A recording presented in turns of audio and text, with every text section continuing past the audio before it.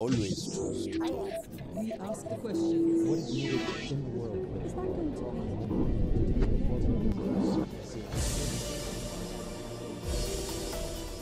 Jon Swain je britanski ratni novinar poznat po izvještavanju iz Vijetnama i Kambodže, gdje je svojim novinarskim radom svjedočio brutalnosti ratova i njihovom utjecaju na civilno stanovništvo, kad je tamo bilo malo stranih novinara, a mnogi kambodžanski i vijetnamski su ubijeni.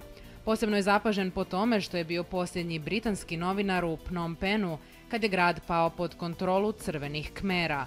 Njegovo iskustvo, zajedno s iskustvima njegovih kolega, inspiriralo je snimanje poznatog filma Polja smrti, koji dokumentira rad i izazove ratnih novinara u Kambodži, naglašavajući važnost njihove misije u prenošenju istine s bojišnice na svjetsku pozornicu. Jon Swain za Al Jazeeru se prisjeća ključnih trenutaka života i smrti kojima je svjedočio, govori o stradanju novinara u Gazi i važnosti novinarstva u jeku transformativne, nestabilne faze u kojoj se svijet nalazi. Mr. Swain, welcome to the program of Al Jazeera Balkans. I'm very glad to be here. Thank you. Let's start with your experience. You were the last remaining British journalist in Pnom Pen when it fell to the Khmer Rouge. Can you recount that day for us and some of the decisions that you had to make? Yes, I certainly can. I fell in love with Cambodia because I went there first of all at the beginning of the war. As a very young journalist, I was just 22 years old, and working for Agence France-Presse, the French news agency, and spent the next 5 years, first of all for AFP and then freelancing, spent the next 5 years in Vietnam and Cambodia. So I was very taken with Cambodia because it was the first place in Indochina that I'd been to, and I fell in love with it. Despite the war or because of the war. I mean, wars are horrible, terrible events, but they have an excitement about them as well, particularly if you're very young. And I thought it was my destiny to cover that war. So when Phnom Penh was going to fall, I was in Saigon at that time in Vietnam, and the Americans were evacuating their embassy, and I flew from Saigon to Bangkok in Thailand, neighboring Thailand, to cover the American evacuation. And I knew that there was a civilian airliner, Air Cambodge airliner, due to fly the next day, Sunday, Sunday, from Bangkok to Phnom Penh. And it was a risk, but I knew that I viscerally felt that if the plane took off, which I didn't think it probably would because Phnom Penh was under siege and going to fall in a few days' time, but if it did take off, I had to be on it, and if I felt that I wouldn't be able to look at myself in the mirror if it took off without me. But it was a personal decision. It wasn't just a journalistic decision. I felt I'd been there at the beginning of the war, and I had to be there at the end. So I flew in on the last plane. I was about the only passenger. It was a four-engined Dakota, flown by an American pilot who was flying it on 3 engines because one engine didn't work. And we took off on 3 engines and flew into Phnom Penh, and he was actually flying into Phnom Penh to find his Cambodian girlfriend. So it was a very personal flight for him. And so we landed in Phnom Penh airport under some rocket fire, and there I was, and I didn't know what was going to happen, but Phnom Penh fell a few days later, and I was very privileged to be there and witness it, although it was a great risk for myself. And on the day of Phnom Penh's fall, on April the 17th, which was the Thursday after that Sunday, when I flew in, myself and 2 American colleagues, Sidney Schanberg of the New York Times and Al Rockoff, a freelance photographer, and myself, and Sydney's Cambodian interpreter, Dit Pran, were captured by young Khmer Rouge at a military hospital on the day of the fall, morning of the fall, and we were taken away to be executed by the banks of the Mekong River. And because they thought we were Americans, or we were white, and So we were the enemy to these very young Khmer Rouge soldiers who were sort of 14, 15 years old. They were teenagers, and so we had rifles and pistols put to our head, put in an armored personnel carrier, and taken to the banks of the Mekong and told to get out. And there was a Khmer Rouge soldier with his AK-47 standing there who's going to shoot us as we came out. But Pran, our Cambodian interpreter, very bravely got out first of all and started arguing gently in Cambodian, obviously, that we were journalists and we weren't American, although there were 2 Americans there. Someone more senior in the Khmer Rouge came along and we were freed. But it was very iffy that we were going to survive. So that's my personal memory of the fall of Phnom Penh from a personal point of view. But of course, it led to a couple of million. The Khmer Rouge takeover of Cambodia led to a couple of million deaths afterwards. So it's not that significant.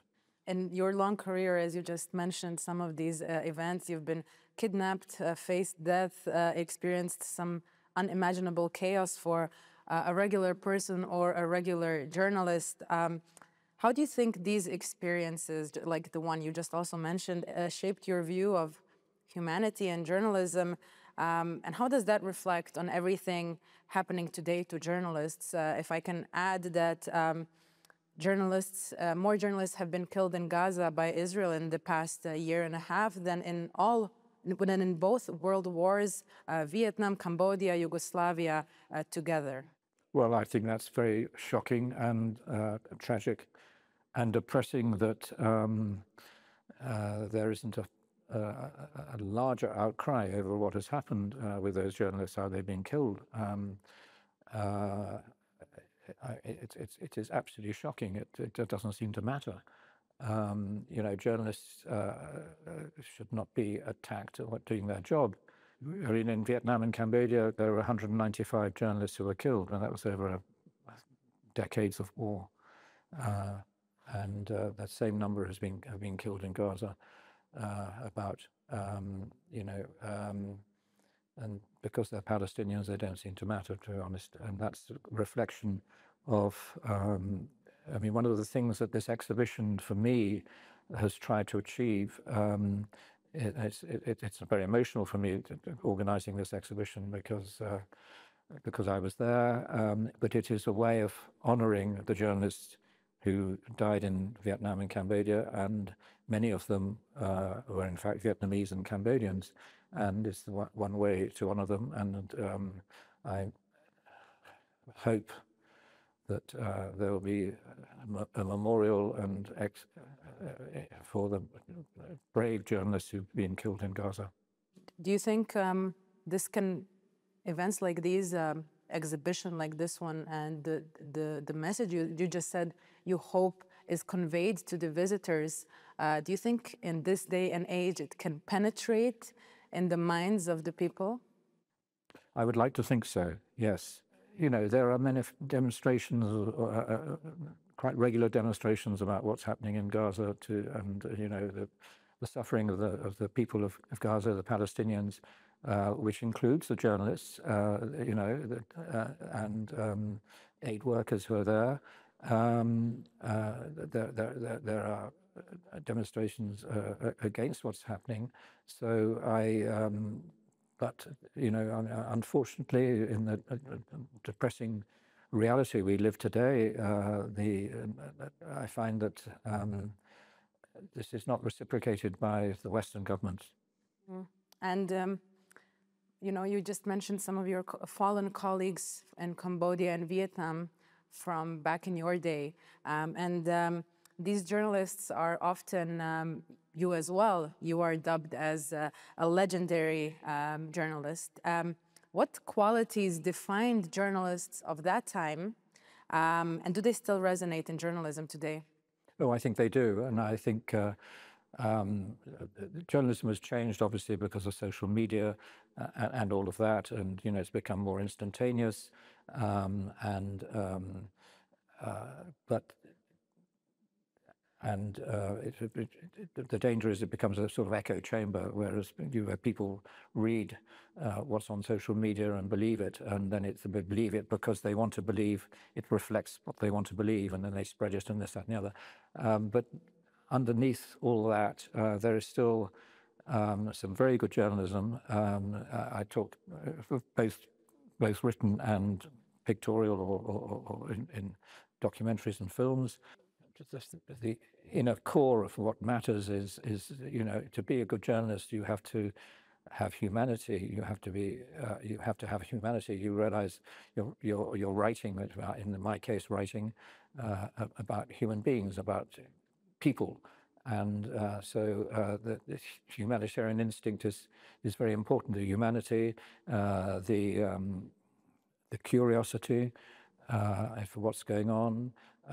All those things matter. I mean, to be a good war correspondent, which covering wars, which I did for many years, you don't have to be a good war correspondent to just write about soldiers with guns.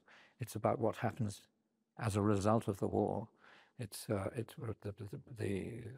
civilian population, the children.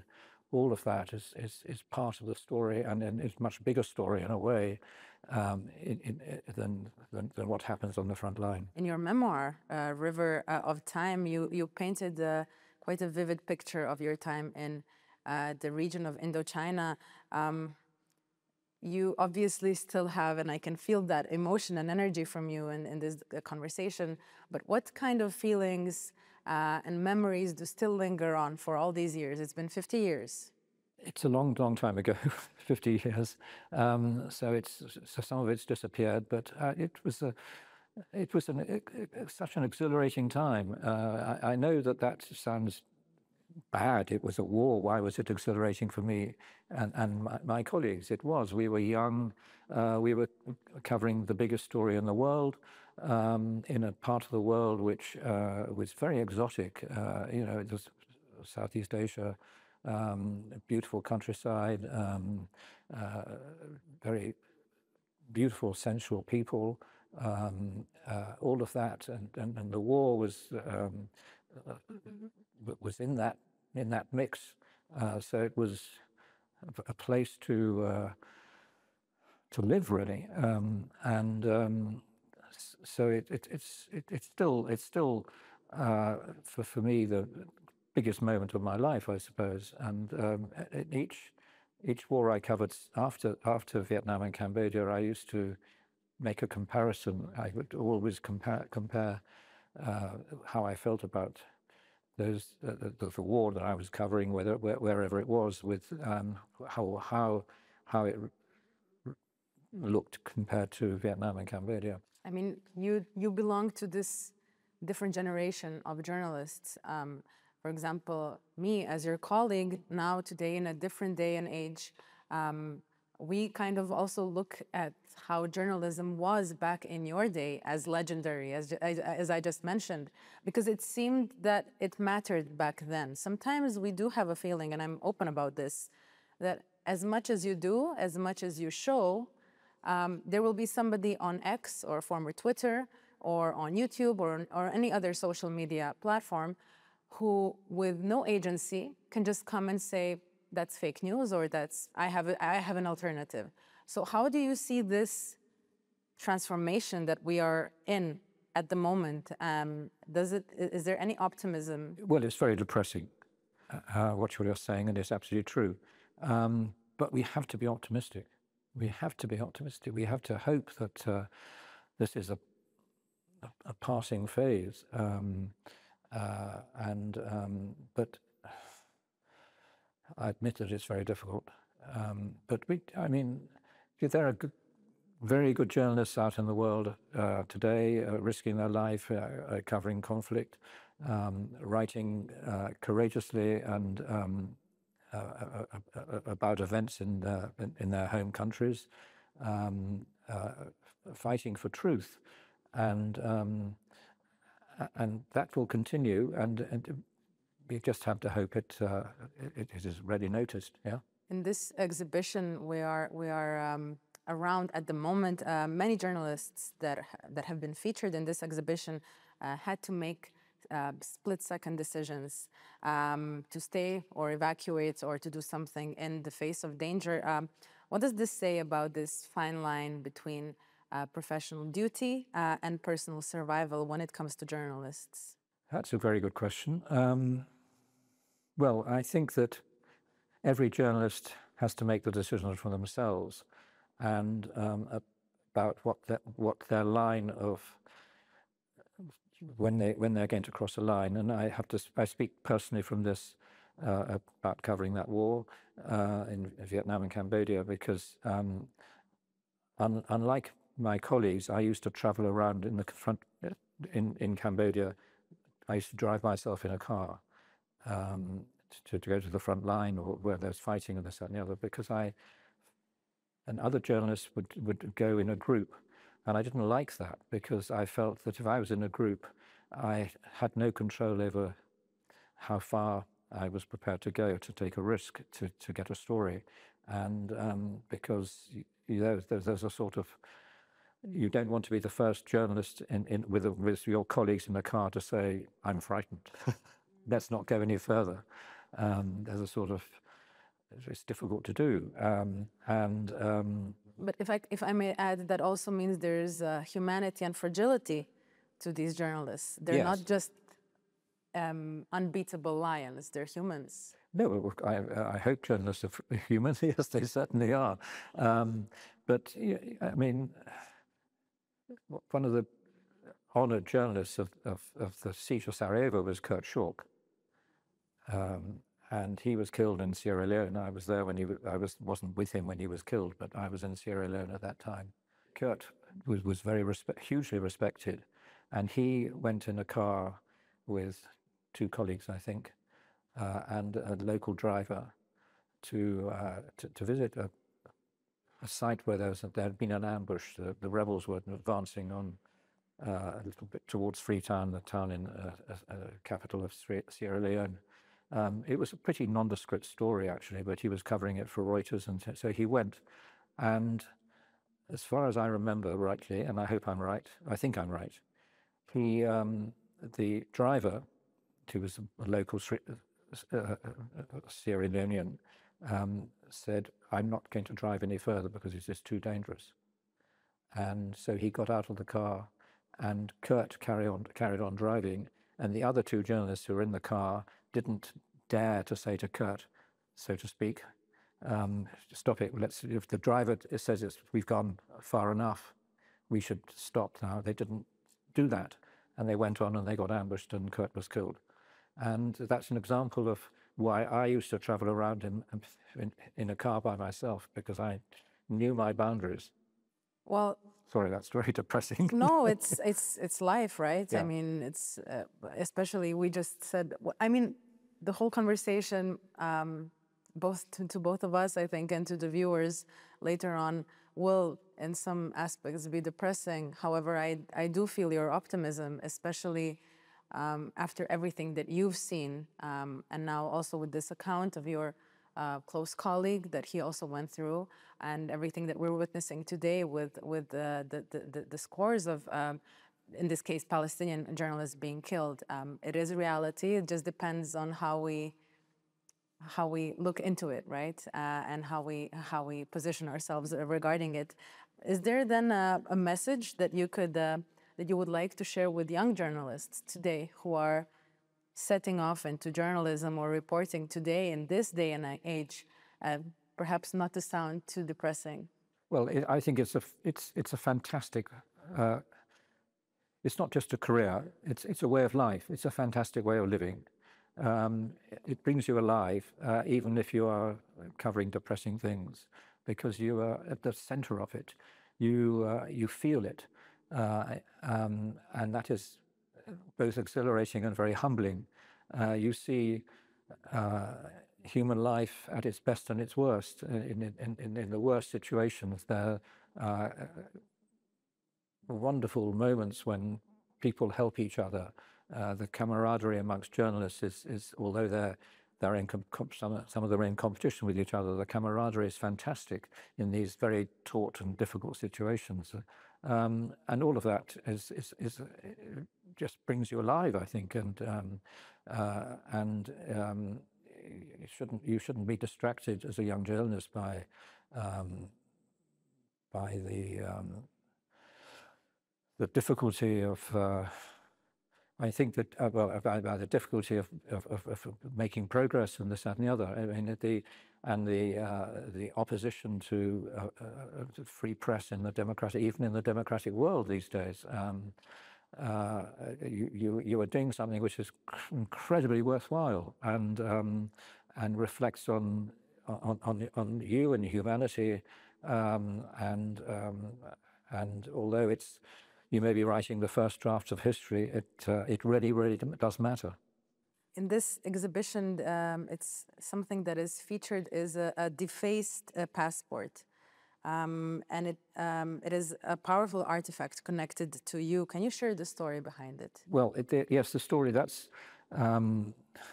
as I was describing right at the very beginning of this interview, myself and two American colleagues were taken away to be executed by young Khmer Rouge soldiers, and our lives were saved by Dit Pran, who was the